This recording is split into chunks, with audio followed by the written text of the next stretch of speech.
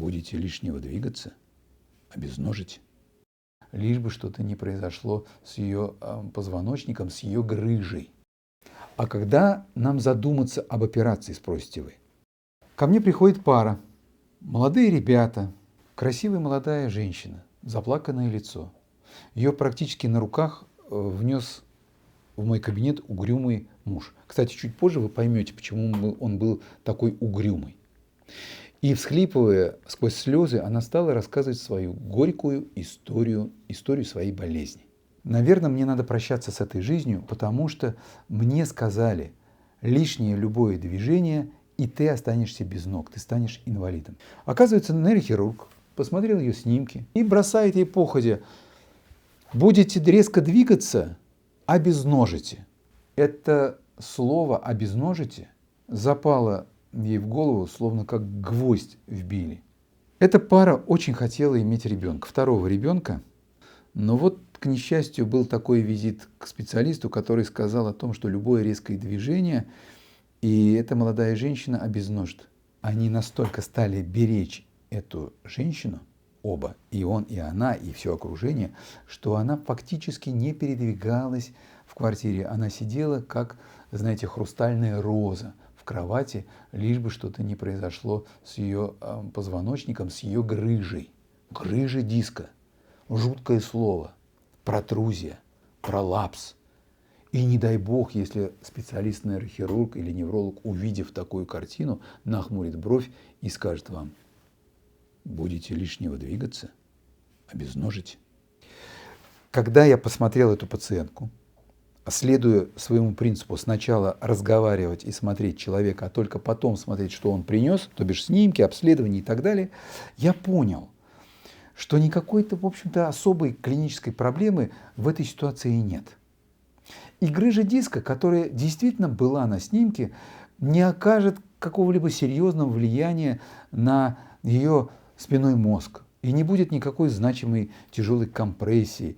И лечить-то мы должны, в очередной раз говорю об этом, не снимок, а человека. Я все это объяснил моим подопечным. Увидел, как у них посветлели лица. Вдобавок я объяснил, какие движения им надо делать. Если вы подумали о сексе, то это не совсем так, хотя мы можем разобрать эту тему отдельно и, может быть, даже сделать какой-то курс на эту тему. Но я объяснил им, как укреплять позвоночник, как щадить его, как правильно выполнять подъемы тяжестей, чтобы избежать перегрузки на поясничном отделе позвоночника, ну и на всякий случай поберечь себя. Через год эта пара приходит ко мне, на руках у них маленький ребенок, все закончилось у них хорошо, да, собственно, и продолжается все хорошо. Они живут, живы-здоровы, ходят своими ногами.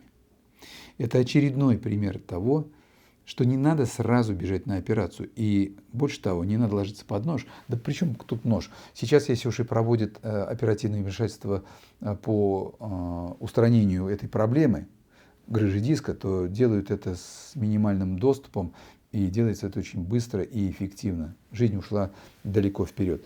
Но все-таки начинать надо не с операции, не бежать сразу к нейрохирургу, а попробовать решить проблему консервативными способами. Укрепить мышечный корсет, использовать медикаментозную терапию, найти грамотного кинезиотерапевта, в конце концов, который поможет вам, лечебную физкультуру проводить. Все это действительно высокоэффективные методики. Все очень просто, банально, но эффективно. Но теперь, а когда нам задуматься об операции, спросите вы? А вот если человека мучают сильные боли в течение продолжительного времени, продолжительное время мы берем год, и в течение этого года у этого пациента, скажем, 5, 6, 7, 8 раз идут длительные периоды обострения, когда он не может встать с кровати, это повод задуматься о том, чтобы провести оперативное вмешательство. Но самая главная рекомендация, когда мы немедленно должны проводить нейрохирургическую операцию, если мы увидели у пациента, у человека неврологические осложнения. То есть, какие неврологические осложнения? ослабли ноги, нарушилась функция тазовых органов, то есть произошла дефекация, он упустил мочу, или произошла задержка мочеиспускания, или появилось специфическое нарушение чувствительности в промежности, на внутренних поверхностях бедер. Вот это повод вызвать скорую помощь и немедля, подчеркиваю, немедля приехать не в неврологическое отделение, а в нейрохирургический стационар. Ну, естественно, наверное, в многопрофильную клинику, где вызвать, постараться нейрохирурга и уже ему досконально объяснить эту ситуацию, что то, что вы начали испытывать или испытывает ваш родственник, не совсем укладывается в рамки обычной грыжи диска. И надо не забывать еще об одной проблеме, так называемой болезнь оперированного позвоночника. Ведь операция на позвоночнике по удалению той самой грыжи – это ведь не панацея зачастую.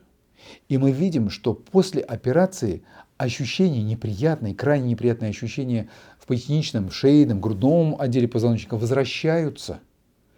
И они еще более сильные и более мучительные для пациента до операции.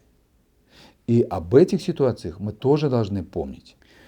Так что выбор, конечно, всегда за пациентом и его лечащим врачом.